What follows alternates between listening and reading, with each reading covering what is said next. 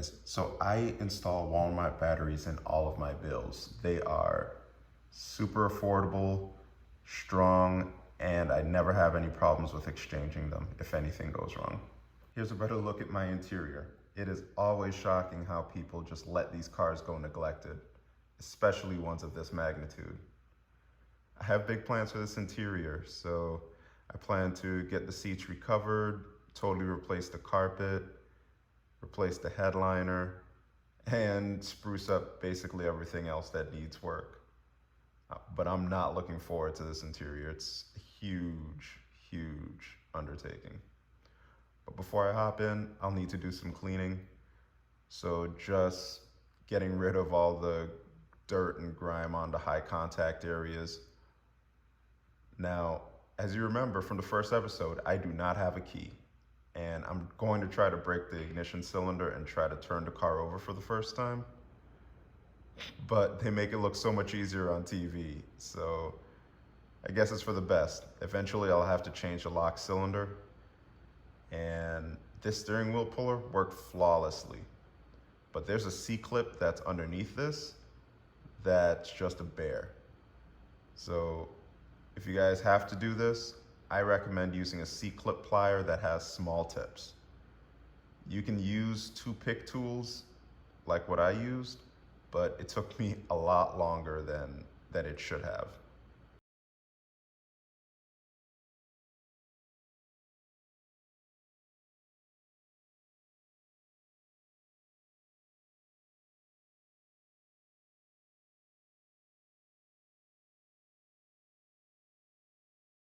If you're doing this on your G-Body, take pictures. Take lots of pictures. I lost video of the cylinder replacement, but like I said, the retaining screw is right underneath those pieces. Reassembly was kind of tricky. It was hard to set that C-clip back in place while applying force to the pieces beneath it. But eventually it all gave in, and it's like it never happened.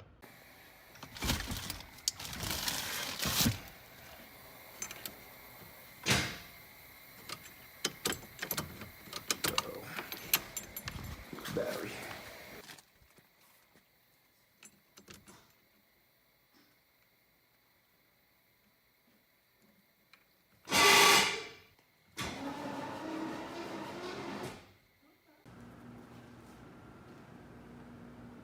All right, so got the new ignition in. We're able to see that the motor does turn over with the starter.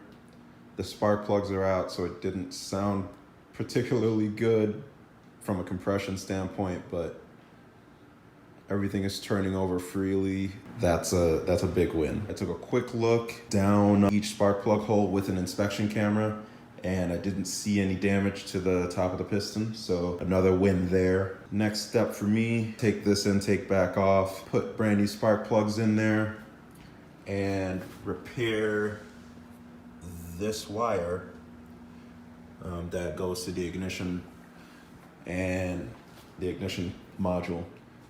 And I'll try to turn it over once more. Hopefully we'll get a sputter when I try to spray some carb cleaner or something down here. Let's see if it'll fire up.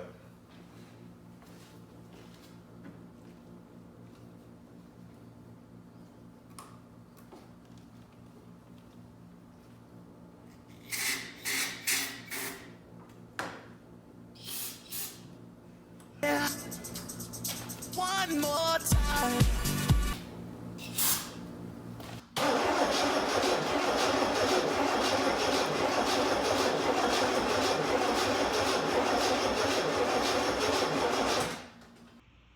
I was having no luck trying to get this car to start. So fuel, spark, and air are the three things every car needs to fire up. And I just verified spark, got my fuel. This thing should run. Let's try it again.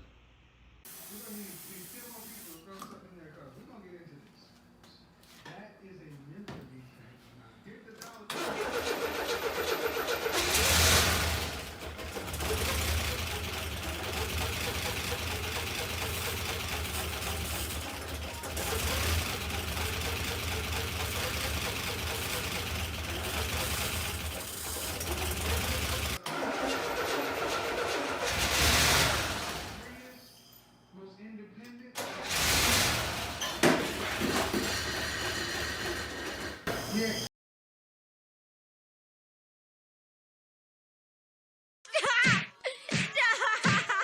He's already dead.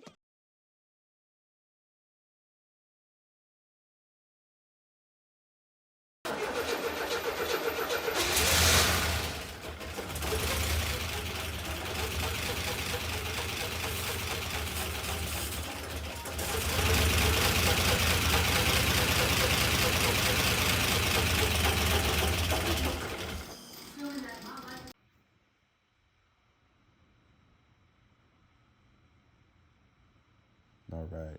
So now with this engine running off of carburetor clean without spraying down the intake, it's time to turn our attention to the fuel tank because we want it to run off of fresh fuel that we're pouring right into the tank. So drop the tank. It was really easy with those two 15mm bolts and just slid it right out from under there. As you can see, this has not been touched in a really long time. Those rubber lines were brittle. The top of the tank was rusted, but I'm curious to take a look inside and see what it looks like. What you're seeing me do right there is tapping that retaining ring around. It locks in place and you have to tap it counterclockwise or clockwise in order to tighten or loosen that lock on it. So with that all removed, you're finally able to access the whole pump assembly. And it looks rusty, but it's not that bad. Taking a look around, everything looks to be well preserved. No fuel has congealed. The tank was empty. It almost looked like you could reuse the tank. But the biggest detriment of the tank turned out to be the blessing in disguise because there's a hole in this tank. There's a hole in the bottom of the tank that drained all the fuel out and caused the pump and everything inside of it to be preserved. There's still a little bit of rust, but it's a lot more manageable because of that hole. So I wouldn't be surprised if somebody did it on purpose. Taking a look in there, like I said, it looked pretty good. Light rust, surface rust on some of the walls. It would have been completely reusable if I wanted to patch that hole, but I'm in this for longevity. I want this car to be reliable. So in the end, I replaced the tank. So. All right, so brand new tank, brand new fuel pump, reusing the sending unit after I cleaned it up.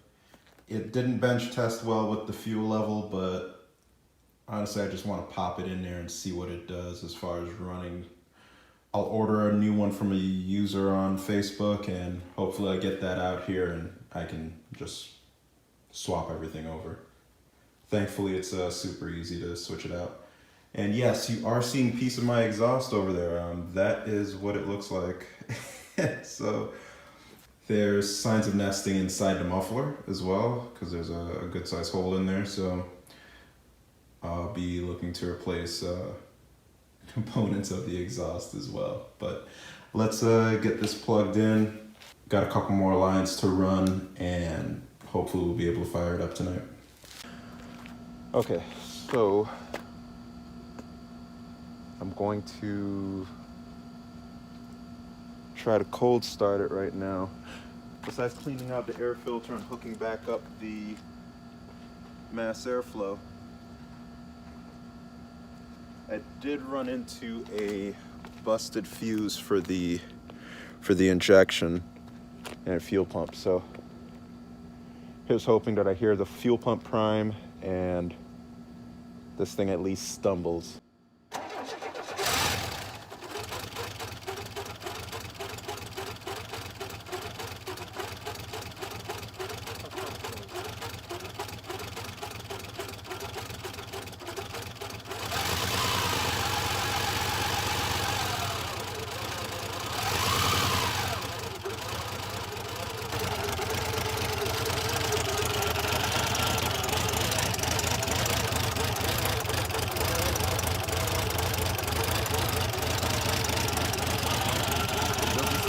great, but at least it runs.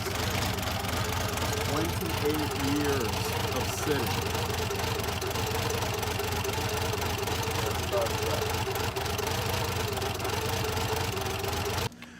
I think we could call that a win for tonight.